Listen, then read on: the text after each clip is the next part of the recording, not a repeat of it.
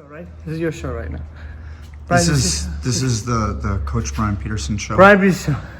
This is Teach Me Grappling, guys. Welcome to Brian Peterson show and your friend, your host, your co-host, right, Majid?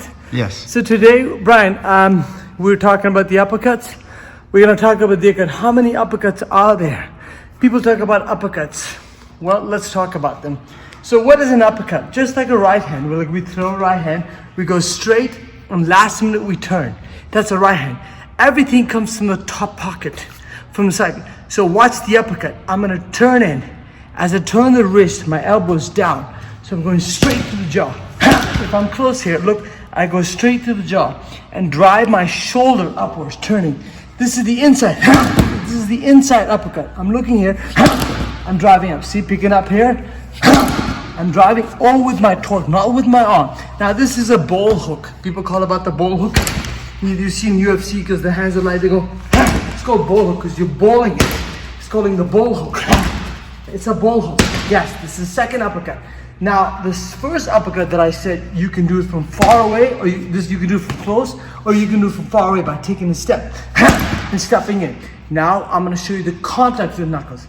In old school, they used to teach us in the new boxing, everyone knows to throw the full knuckle.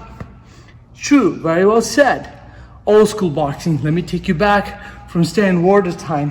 So, I'll take this better to take the glove off. So the hardest point in the hands, if you hit the knuckle like this, it's really good.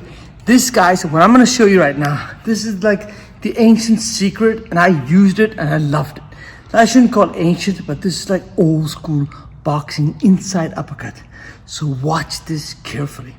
When we take the knuckles up, we divide them with 2 or 3 or 4. It depends where the contact lands. But watch the confirmation. When I make the knuckle, all these 4 knuckles into one. Do you know how can I make the 4 knuckle into one? What? Like this. It's a hammer style. And you look at the dump when I make it. The contact is solid. You make the fist really tight. You have to practice your push-up dips all the time. And watch the contact and how I drive it. It's an uppercut driving inside.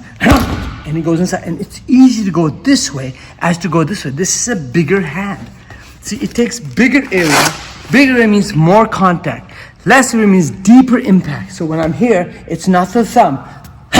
It's the knuckle. And it hits pretty hard.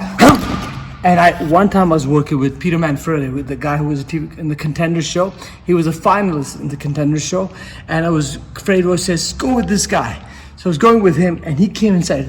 And Peter Manfredi was right there, and I hit him just like this. His mouthpiece fell, his jaw messed up. He says, my jaw's messed up. So I took him to my dentist, got him a double mouthpiece. That's why in boxing, people use double mouthpiece. You have a suspension. Don't use one mouthpiece because there is no gap between it. The idea of a jaw having a double mouthpiece is there a suspension, like a suspension. When there's only one layer of mouthpiece, that means there's no suspension, just the layer. You're gonna hit the impact and it's gonna get harder. But when you have a double impact, one top and bottom, it gives you a little cushion in between. Yes. So now, just to remind you why boxers have double mouthpiece and not single mouthpiece, because the impact is to the jaw, and if there's nothing in between the teeth, it hits and it shakes the equilibrium sometimes, which is very hard for the brain. But if you have a double mouthpiece, you can take much deeper impact. That's where the uppercut comes in. If you look at the uppercuts, we know how to throw the uppercut with the 4 knuckles up, which is a little hard. It's almost like a shovel. That's right. But watch this.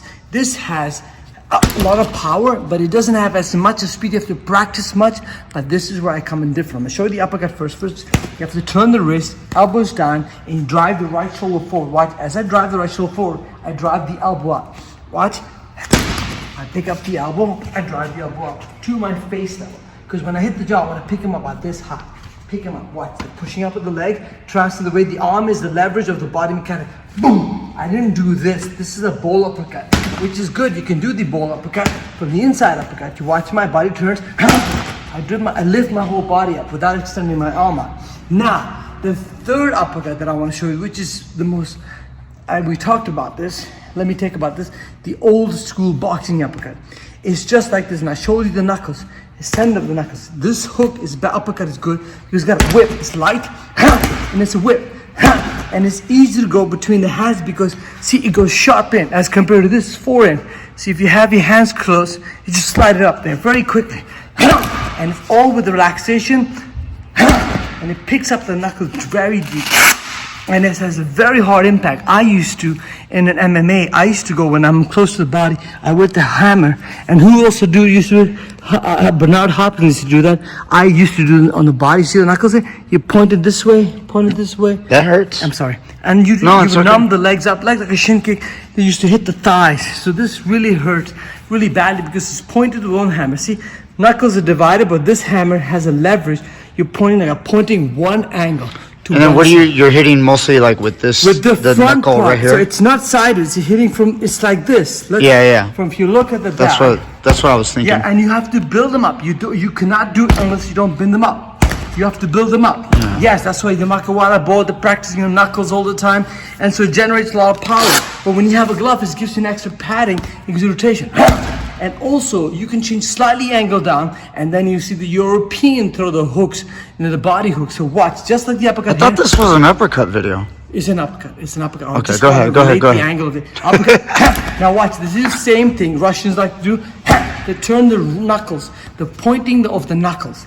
So here, side of the knuckles, which is not the forearm, just the side of the knuckles. Look at it again. This knuckles. You have to practice, and they drop the weight. The power is more in the arm of it than the context, than the knuckle itself. So you watch me. I point it out. See, if I have the knuckles, it gives me a way to turn. Look how it drops it down. Alright, let's go back to the uppercut. I love you, Majid. Yeah, let's stay on the uppercut. This is an uppercut video. So this is the uppercut, regular uppercut. You come in, look how it drives. Like I'm pulling up a shovel as I go up, and I use my body to lift me up with my knees bent. And see how it's just this big. My shoulder turn. The arm punch is good, but it's far away, you're telegraphable. But when you're inside, the uppercut is inside. Now, the uppercut, the thumb uppercut, when you're loose, it feels light. And I did an MMA when the guy was holding me. He put his hand up, then I kept on going. There's a lot of torque in that punch, like we talked about. So keep it on there, keep it toning in, keep it checking my channel. I got a question for you, Majid. Yes. What about the lead uppercut? The front hand. Yeah, your lead. Yeah, it's because you showed us the contact, that's all the same. Yes. But at least address like the shoulders and the legs. Exactly. So the problem with the front hand, because it's not loaded as compared to the right shoulder, which is loaded, which is easy to turn, but the left hand is not loaded. So what you can do, there are two ways. You have to know there's two ways. One is that you load and do the uppercut. We all know that. If you want to throw a hook, you load, you uppercut. Yes. Load, uppercut. Now, without loading, you can step and uppercut. Watch, just step. Using the legs. Yes, and when I step, my whole weight. Kind of like a jab. Yes, but what I did, I pushed off with my leg, picking up my elbow up. As the jab is pushing in, this is driving up. Yes. I don't pick up my leg. Using my legs up, here. I go up, and now look at my angle. I can go like this or 45 angles to the side of the knuckles. So contact is same or halfway. If you see the old school boxing, they're more like this. Comes with an experience. They go like this instead of more of like this. More of short inside turn. Hooks, just short turn. Just like that. Kind of like using the balls of your feet to kind of like. We see my heels, my balls are not anchored. I just want to make sure they're turning. And I'm pushing off the legs. And when you're bouncing, then you need the uppercut. Step with it, see? Step. So you can try uppercut turning more of this, you lose the leverage, but this, the 45 uppercut. Oh, this is the old school boxing, and no one uses it.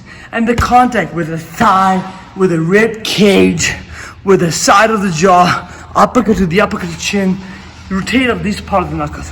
See you soon. Keep on tuning up, guys.